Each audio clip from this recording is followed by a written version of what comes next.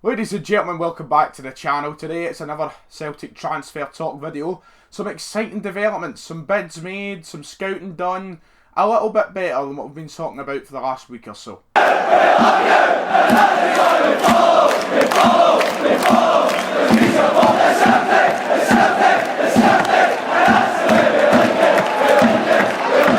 Right then, as I said in the intro, we're going to be talking about a couple of interesting stories today on the Celtic transfer talk. But before we get into that, I've just got a very quick announcement about a giveaway that is including me, Ryan118. And no, it's not the Celtic home top giveaway yet. We're waiting until we get very close to 20k to do that. The whole point in that giveaway is 20,000 subs. So if you are new to the channel and you want a free Celtic top, then you have a chance of winning one. Press subscribe, and when we get to near 20k, I'll start giving it away in aid for 20k. But as some of you may know, I'm actually a part owner of a little clothing company called Mostro, and we are trying to restart and relaunch our business this year after quite a successful stint last year, but then we tailed off. We're trying to go for it again this year and trying to get as many people on board as possible. So in aid of that, we are looking to give away a free t-shirt to anybody who's willing to enter the competition. The competition instructions are very simple, and I'm going to very quickly get by how to do it. It's kind of like a sponsor message, except I'm the sponsor of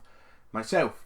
So I make no money from this. So please help. Anyway, just head over to Instagram, and when you're on Instagram, if I could talk, head over to Mostro Clothing _ that's the account there. And when you're on the Mostro Clothing _ page, all you have to do is go to the most recent post, which is my good friend Jamie standing in front of a lovely piece of Glasgow street art. Like the photo, then add it to your story, and then in the comments, tag 3 your friends. Quite simple. And you could be in with a chance of winning some kind of Ryan118 merchandise. Anyway, back onto the Celtic transfer talk. That is what we're all here for, and that is what matters in this video. I mean, look, it's very exciting times as the season is nearly here, it's nearly starting. We've had a brief glimpse of what to expect, well, hopefully not what to expect, in the friendlies we played in France, but the France tour is over. We were pumped off PSG last night, and from that game, I think the majority of Twitter and the majority of social media would agree that we do need a new goalkeeper. And that is the first bit of news in today's video. Celtic have made, apparently from Greek reports, there's nothing official over here saying it yet, but according to the Greek media, we have officially made a bid for Barkas, the AEK Athens keeper, which is fantastic news to me. I'm glad we've made an initial bid.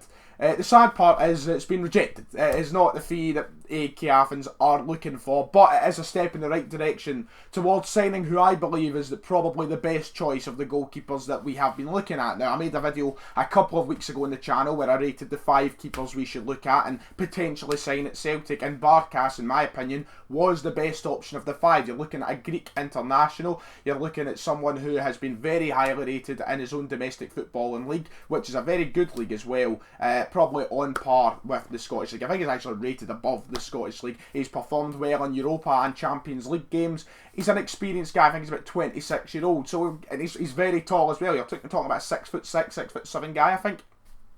An incredibly good looking goalkeeper. Not by looks, I mean by actual goalkeeping ability. I think he would be a great goalkeeper to bring in, but we have bidded a fee of around £3.2 million, including add-ons, which has apparently been rejected by Athens, and they're looking for something in the region of £6.5 million. Now, the interesting thing is Athens have had to deal with a lot of problems on and off the park over the past few months. Of course, they are finding themselves in a situation every team has found themselves in over the past, 3-4 months. But the financial kind of climate is hitting them hard at Athens, and they are needing to make some money. So this is a transfer that I feel like we can go away around quite smartly.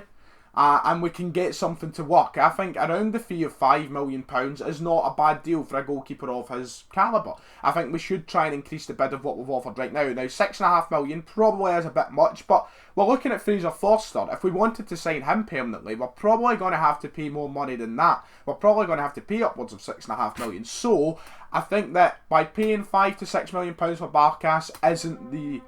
What the hell was that? Sorry about that. I think the fucking Flying Scotsman just went past my window. But anyway, I think that fee isn't too outrageous for a keeper who is, probably going to be a very good asset to Celtic. Of course, it's one of those ones we don't know much about. We've not seen him firsthand. It could be a hit. It could be a miss.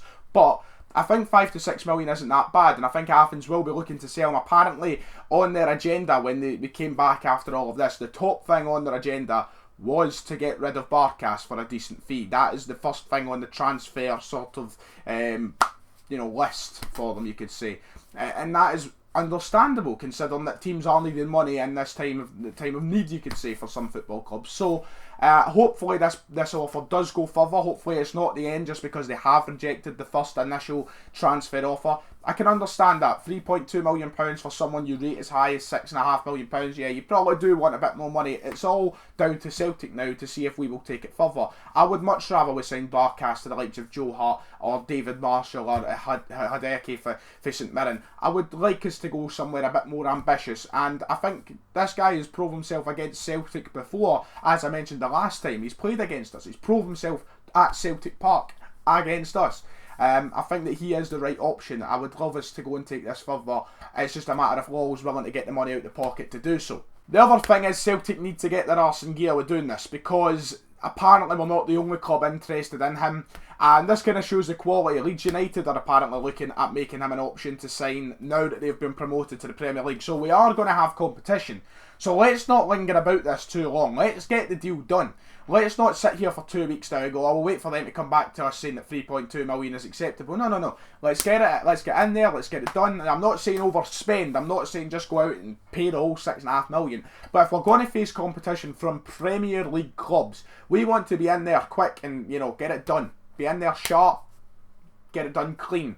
I don't want to lose out on this guy to a Premier League club.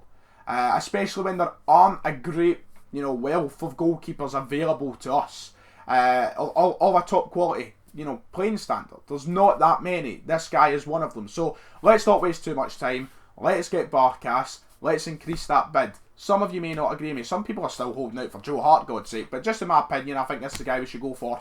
If we can't get Forster, can I just reiterate? I would love Forster to be the option that we bring in, but it's went very quiet. It doesn't look as though it's going to happen. And finally, the second piece of transfer news that we're going to talk about in this video is one that actually grabbed me by surprise, and one that has got me quite excited, and it is the possibility of Celtic looking to get a Premier League player on loan next season from West Ham United, that guy being Alban Ajeti. Now, Ajeti signed for West Ham last season for about £8 million. He was brought in from Basel after having a very good season there, but it started as Pellegrini, but mostly under David Moyes. He hasn't had a look in the West Ham side, but he's a very talented guy, a very talented player. And they're looking to perhaps move him on through a loan move to get him some football, as he won't be involved much in the plans next season. There are reports, there are rumours that Celtic are one of the many teams looking at the possibility of bringing him in on loan, which is one that actually quite excites me. He was someone who I had heard of before he moved to West Ham, had heard quite a high rating of, looked at him a bit and seen that he was a good player, and I would like to see him come to Celtic. I think it would be a decent enough move, and it adds to the depth of our squad. Now, I know he has only made 9 appearances in the Premier League all season, the 2019-20 campaign, but he's had 10 appearances for his country before, and he's a striker who I think would add a magnificent bit of competition up between Eduardo and Griffiths and Kamara. Now, we were talking about on the channel last week who becomes that second choice. Is it Kamara? Is it Griffiths? Of course, let me just reiterate one more time for the people at the back who've not heard me say the channel before. No one is going to eclipse Odsonne Edouard. Odsonne Edouard is going to be Celtic's first team striker. That is reality. That is always going to happen. Griffiths and Kamara are going to be having this battle for second place, especially with Griffiths falling out of favour with Neil Lennon as of recent. But if Alban Ajeti comes in, I think that conversation's pretty much over for who is the natural second choice. I think this is the guy who's going to be stepping into that role. And I'm saying that, the reality is he might actually be a starting 11 player. There is nothing that has, led me to believe that we might not go with the 3-5-2 next season. Look, Neil Lennon started to like that very much, as we've seen in the last few months of the season, and they did deploy it yesterday as well against PSG. We played that 3-5-2. Now, if Alban Ajeti comes in, we're looking at a Premier League quality player to be playing up top with Edouard in that 2 at the top of the park. And that is magnificent to me. That is lovely. You would love to see that. I think that would be a great wee partnership. between the two there, because realistically, I don't think Lennon's going to be at any rush to get Griffiths back in that team unless he's in a rush to get himself back to a decent enough fitness level. And Klimala, as much as I want to see him come into the starting 11 and get groomed into that player that we could see maybe be the heir to Edouard if he can pick up the quality, I don't think he's quite there yet. I think that we're going to be kind of easing him in as we have been with these friendlies. I think that will come with time. But if Albion Ajeti comes in, for me that says instant quality. That says instant starter material. He's a player who is established. He's a player who earned himself a close to £10 million move to a Premier League team. A team that is also staying in the Premier League. So for me, this is a guy who arguably is already good enough to be the guy starting beside Odsonne Edouard if he comes to Celtic. That's if it happens. It's all talking about a loan move. But for me, this is a good option. We've been talking about all these other strikers. We've been talking about Lyle Taylor, the Austrian boy, Weissman. There's been other guys. But for me, a loan move for Ajeti, I would very much be a fan of that. I really do think that would be a good move. Just to give a little more context in the kind of player we're talking about here, the season before he moved to West Ham, his last season playing for FC Basel in the Swiss Super League, he scored 21 goals and gathered 11 assists, which is a fantastic record. And if he's racking up 11 assists, I would love to see a partnership between him and Odsonne Edouard up top. For me, that spells out dangerous. You know, a guy who can pass the ball, a guy who can finish the ball. I mean, Ajeti can finish the ball himself, but a guy who's racking up 11 assists for Basel in the Swiss Super League, that is a terrific record and a terrific indication towards what a good strike partnership that could be. And that's it, that does it for today's video. That's all the Celtic transfer talk I've got for one day. Of course, we are coming close to the start of the season. League predictions will be out soon, a away kit review will be out soon, the back pages will be back on Sunday. There'll be more transfer talk. I mean, there's a big saga with Christopher Ryan, I believe, that will be coming soon, that we'll kind of touch on at some point, hopefully in FMCs as well.